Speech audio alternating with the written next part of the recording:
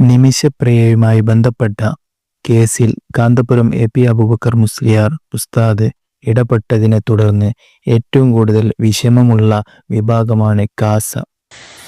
ഇന്ന് കാസ കാന്തപുരം ഉസ്താദിന് നിമിഷപ്രിയയുടെ വധശിക്ഷ മരവിപ്പിച്ചതിൽ പങ്കില്ല എന്ന് പറഞ്ഞ ഒരു പ്രസ്താവനയുമായി രംഗത്ത് വന്നിട്ടുണ്ട്. പൊതുവിൽ കേരളീയ സമൂഹം മൊത്തത്തിൽ അതിലെല്ലാ മതവിഭാഗത്തിൽപ്പെട്ട ആളുകളുണ്ട്, മതത്തിലെ വിശ്വസിക്കാത്ത ആളുകളുണ്ട്. അവരൊക്കെ തന്നെ കാന്തപുരം ഉസ്താദിന്റെ ഇത്തരം പരിശ്രമത്തെ അഭിനന്ദിക്കുമ്പോൾ, ആശ്ലേഷിക്കുമ്പോൾ കാസയും സംഘികളും ഒക്കെ അസ്വസ്ഥരാകുന്നത് സ്വാഭാവികമാണ്. അവർ പറയുന്നത് കാന്തപുരം ഉസ്താദിന് ഈ നിമിഷപ്രിയയുടെ മോചനവുമായി ബന്ധപ്പെട്ട് നടക്കുന്ന ഈ പരിശ്രമങ്ങളിലൊന്നും ഒരു പങ്കുമില്ല, കാന്തപുരത്തിന് ക്രെഡിറ്റ് അവകാശപ്പെടാൻ കഴിയില്ല എന്നാണ്. അതുകൊണ്ട് തന്നെ ചില കാര്യങ്ങൾ ആദ്യമേ തന്നെ വ്യക്തമാക്കേണ്ടതുണ്ട്. അത് വ്യക്തമാക്കുന്നതിലേക്കായിട്ടാണ് ഇന്ന് ഈ വീഡിയോ ചെയ്യുന്നത്. കാന്തപുരം ഉസ്താദിന് ഈ നിമിഷപ്രിയയുടെ വധശിക്ഷ മരവിപ്പിക്കുന്നതുമായി ബന്ധപ്പെട്ട ഒരു ക്രെഡിറ്റ് ഇല്ല എന്ന് ആവർത്തിച്ച് പറയുന്നവരുടെ ഉദ്ദേശം വളരെ വ്യക്തമാണ്. അദ്ദേഹത്തിന് ക്രെഡിറ്റ് ഇല്ല എന്ന് സ്ഥാപിക്കണം. പക്ഷെ ആദ്യമേ തന്നെ പറയട്ടെ, കാന്തപുരം ഉസ്താദ് ഇത്തരം ഒരു സംരംഭത്തിൽ ക്രെഡിറ്റ് ആഗ്രഹിച്ചിരുന്നില്ല എന്നുള്ളതാണ് യാഥാർത്ഥ്യം. അതിന്ന് നിമിഷപ്രിയയുടെ ആക്ഷൻ കൗൺസിൽ തന്നെ അവരുടെ പ്രസ്താവനയിൽ പറഞ്ഞിട്ടുണ്ട്, ഞങ്ങൾക്ക് ആർക്കും ക്രെഡിറ്റ് വേണ്ട, കാന്തപുരം ഉസ്താദ് അങ്ങനെ ക്രെഡിറ്റ് ആഗ്രഹിക്കുന്ന ആളല്ല. പക്ഷെ അദ്ദേഹം ഇതിന്റെ ഒരു ഘട്ടത്തിലും ഞാനാണിത് ചെയ്തതെന്നും പറയുന്ന അവകാശപ്പെട്ടിട്ടേ ഇല്ല എന്നുള്ളതാണ് യാഥാർത്ഥ്യം. ഇവിടെ സത്യത്തിൽ ഇത്തരമൊരു വാർത്തയുടെ എങ്ങനെയാണ് രൂപപ്പെട്ടതെന്നുള്ള സാഹചര്യം പോലും നമ്മുടെ മുന്നിലുണ്ട്. കഴിഞ്ഞ കുറച്ച് ദിവസങ്ങളായി പ്രത്യേകിച്ചും അന്തരിച്ച ഉമ്മൻചാണ്ടി സാറിന്റെ കുടുംബം, ഭാര്യ, അദ്ദേഹത്തിന്റെ മകൻ ചാണ്ടി ഉമ്മൻ ഉൾപ്പെടെയുള്ള ആളുകൾ വളരെ സജീവമായ ഇത്തരം ശ്രമങ്ങളുമായി രംഗത്തുണ്ടെന്ന് നമുക്കറിയാം. അവർ പലരെയും കാണുന്നുണ്ട്, അതവിടെ നിലനിൽക്കുന്നു. അതേസമയം തന്നെ നിമിഷപ്രിയയുടെ ആക്ഷൻ കൗൺസിൽ ഭാരവാഹികൾ കാന്തപുരത്തിന്റെ മകൻ ഹക്കീം അസരി ഉസ്താദിനടക്കം ബന്ധപ്പെട്ടിട്ടുണ്ട്. അത് മാത്രമല്ല, ചാണ്ടി ഉമ്മൻ വളരെ ഗൗരവമായി ഇതിനെ സമീപിക്കുകയും കാന്തപുരം ഉസ്താദ് തന്നെ അദ്ദേഹത്തിന്റെ പത്രസമ്മേളനത്തിൽ പറഞ്ഞതുപോലെ അദ്ദേഹവും കാന്തപുരം ഉസ്താദിനെ സമീപിക്കുക മാത്രമല്ല ഇതിനു വേണ്ട പണച്ചെലവുകൾ സമാഹരിക്കാനൊക്കെ ഏൽക്കുകയും ചെയ്തു. അങ്ങനെ കാന്തപുരം ഉസ്താദ് കഴിഞ്ഞ കുറച്ച് ദിവസങ്ങളായി ഇതിനുവേണ്ടിയുള്ള വലിയ പരിശ്രമത്തിലാണ്. കാന്തപുരം ഉസ്താദിലേക്ക് ഇത് എത്തുന്നത് എങ്ങനെയെന്ന് നമുക്ക് വളരെ വ്യക്തമാണ്. അവിടെ ഒരു സർക്കാർ സംവിധാനം നമ്മൾ വിചാരിക്കുന്ന പോലെ സജീവമല്ല, നമുക്ക് ബന്ധപ്പെടാൻ കഴിയുന്ന സാഹചര്യമല്ല. അവിടെ ഒരു സമാന്തര ഭരണകൂടമാണ്. നമ്മുടെ ഇതുപോലുള്ള ഡിപ്ലോമാറ്റിക് റിലേഷൻസ് സാധ്യമാവുന്നതല്ല.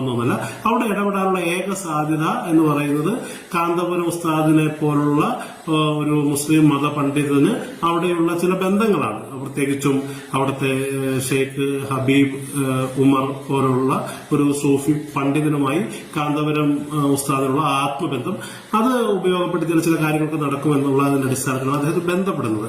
അങ്ങനെ കാന്തപുരം ഉസ്താദ് വളരെ നിശബ്ദമായി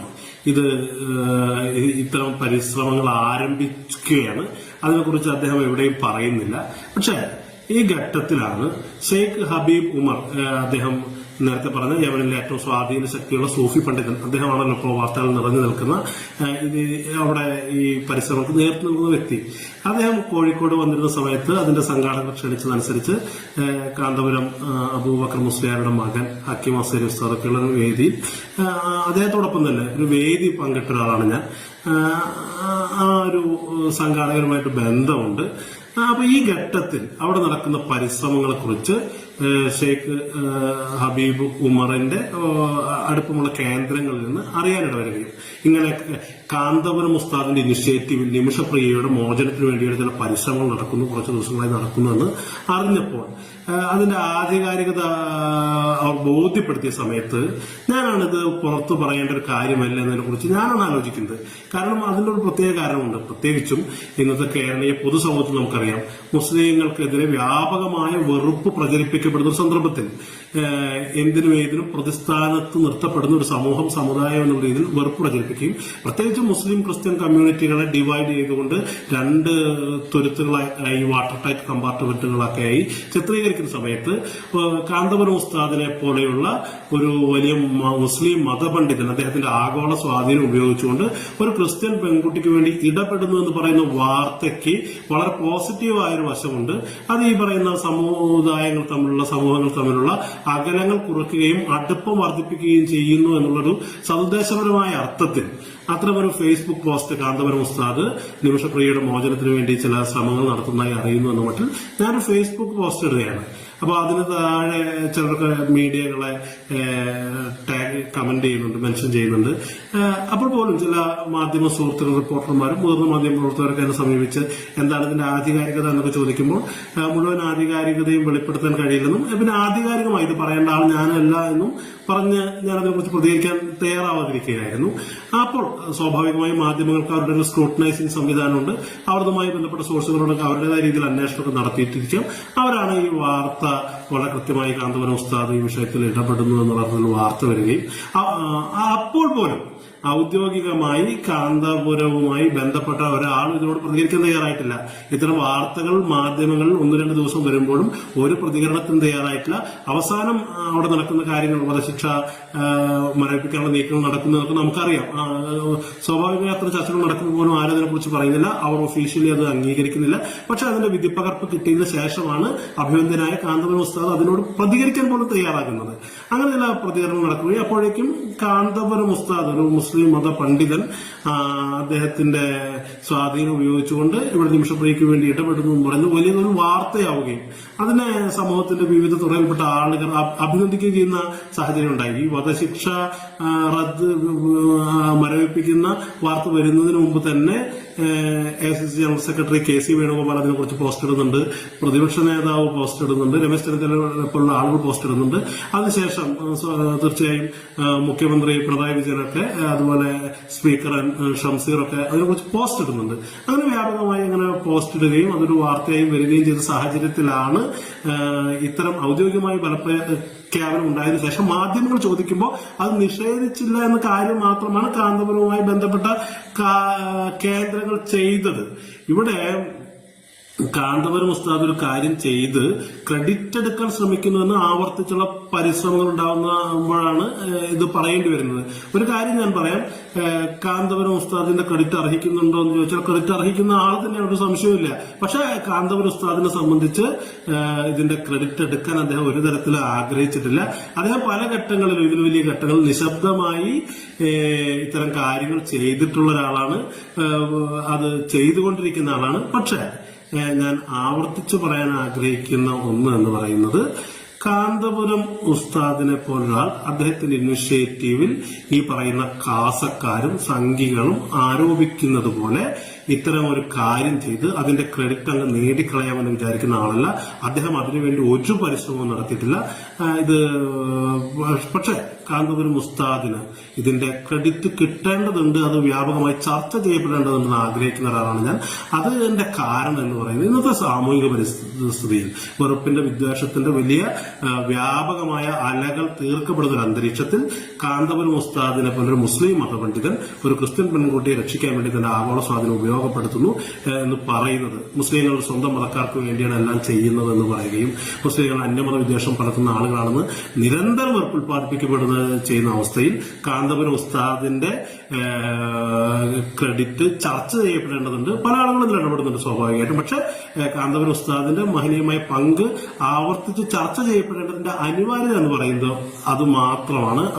അപ്പൊ ഞാൻ ആവർത്തിച്ച് പറയാൻ ആഗ്രഹിക്കുന്നത്, കാന്തപുരം ഉസ്താദിന് ഇതിന്റെ ക്രെഡിറ്റിന്റെ ആവശ്യമില്ല.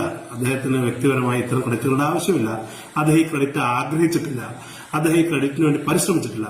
പക്ഷെ ഇന്നത്തെ കേരളീയ പൊതുസമൂഹത്തിൽ അദ്ദേഹത്തിന്റെ ക്രെഡിറ്റ് ചർച്ച ചെയ്യപ്പെടേണ്ടതുണ്ട് എന്നുള്ള വളരെ കൃത്യമായ ആഗ്രഹത്തിന്റെ അടിസ്ഥാനത്തിലാണ് ഇത്തരം ഒരു അന്ന് പോസ്റ്റ് ഇട്ടത്. അത് ക്രെഡിറ്റ് തീർച്ചയായും ചർച്ച ചെയ്യപ്പെടേണ്ടതാണ്. അത് നമ്മുടെ സമൂഹത്തിൽ വളരെ പോസിറ്റീവായ ഒരു റോൾ നിർവഹിച്ചിട്ടുണ്ട്. ഈ പറയുന്ന വെറുപ്പിന്റെ കാലത്ത് ഇങ്ങനെയൊക്കെ ചെയ്യാൻ ഇങ്ങനെയുള്ള ചില സാധ്യതകളുണ്ടെന്നും മതം എന്ന് പറയുന്നത്, മതമനുഷ്യന്മാർ, മതപണ്ഡിതന്മാർ എന്ന് പറയുന്നത് ഇടുങ്ങിയ മനുഷ്യരല്ല, മറിച്ച് വിശാലമായ ആകാശ മനസ്സുള്ള ആളുകളാണെന്നും അതിന്റെ മാനവികമായ മതകീയമായ പാരമ്പര്യം അതിനുണ്ടെന്നും പറയുന്ന ഒരു സന്ദർഭമാണ്. ആ ഒരു സതുദ്ദേശപരമായ അർത്ഥത്തിലാണ് കാന്തപുരം ഉസ്താദുമായി ബന്ധപ്പെട്ട ആരും ഔദ്യോഗികമായി പറയുന്നതിന് മുമ്പ് തന്നെ അത്തരമൊരു വാർത്ത വെളിപ്പെടുത്തേണ്ടി വന്നു. പക്ഷെ അത് ചർച്ച ചെയ്യപ്പെടുന്നില്ല. കാന്തപുരം ഉസ്താദിന്റെ പങ്ക് സവിശേഷമായി ചർച്ച ചെയ്യപ്പെടുക എന്ന് പറയുന്നത് ആ അർത്ഥത്തിൽ സന്തോഷകരമാണ്. പക്ഷെ അതിനെതിരെ ഉണ്ടാകുന്ന നെഗറ്റീവായ ഇത്തരം പ്രചരണങ്ങളെ കാന്തപുരം ഉസ്താദ് ക്രെഡിറ്റ് ആഗ്രഹിക്കുന്ന ക്രെഡിറ്റിന് വേണ്ടി ചെയ്യുന്നു പറയുന്ന പ്രചരണങ്ങൾ അത്യന്തം അപലപനീയമാണ്. ഇത് സത്യത്തിൽ കേരളീയ സമൂഹത്തിനെ മൊത്തം ഡിസ്ക്രെഡിറ്റ് ചെയ്യുന്ന തരത്തിലാണ്. തീർച്ചയായും ഇതൊരു ഇപ്പോൾ നടന്ന നീക്കങ്ങൾ ഇത് വലിയ കേരളത്തിന്റെ സാമൂഹിക സാംസ്കാരിക ചരിത്രത്തിൽ അതിന്റെ സൗഹാർദ്ദത്തിന്റെ ചരിത്രത്തിൽ രേഖപ്പെടുത്തേണ്ടതാണ്. മറ്റ് സർക്കാർ സംവിധാനങ്ങൾ പരാജയപ്പെടുന്നിടത്ത് ഒരു മഹാമനുഷ്യൻ ഒറ്റയ്ക്ക് അദ്ദേഹത്തിന്റെ സ്വാധീനം ഉപയോഗപ്പെടുത്താൻ ശ്രമിക്കുന്നു. അതൊരു മുസ്ലിം മതപണ്ഡിതൻ ഈ പറയുന്ന വെറുപ്പ് പ്രസരിപ്പിക്കാൻ ശ്രമിക്കുന്ന കാലത്ത് ഒരു ക്രിസ്ത്യൻ സ്ത്രീയുടെ ജീവൻ രക്ഷിക്കാൻ നടത്തുന്ന മഹാപരിശ്രമം എന്ന് പറയുന്നത് ആ അർത്ഥത്തിൽ അടയാളപ്പെടുത്തേണ്ടതാണ്. അപ്പോൾ അതിനെതിരെ ആ അർത്ഥത്തിലാണ് അതിനെ ഉയർത്തിപ്പിടിക്കേണ്ടത്. അതിനെതിരെ വരുന്ന ആ സതുദ്ദേശപരമായാണ് ഇതിനെക്കുറിച്ച് ആദ്യമായി സംസാരിച്ചതും നിരന്തരം ഇപ്പോഴും സംസാരിച്ചുകൊണ്ടിരിക്കുന്നതും. തീർച്ചയായും ഇത് മുന്നോട്ട് പോകേണ്ടതുണ്ട്. ആ അർത്ഥത്തിൽ ഇതിനെ അപലപിക്കുന്ന ഇതിന്റെ ശോഭ കെടുത്തുന്ന പ്രചരണങ്ങൾ ഒറ്റക്കെട്ടായി കക്ഷി രാഷ്ട്രീയ മത ജാതി വ്യത്യാസമില്ലാതെ കേരളീയ സമൂഹം തള്ളിക്കളയേണ്ടതുണ്ട് എന്ന് മാത്രമാണ് ഈ സന്ദർഭത്തിൽ പറയാനുള്ളത്.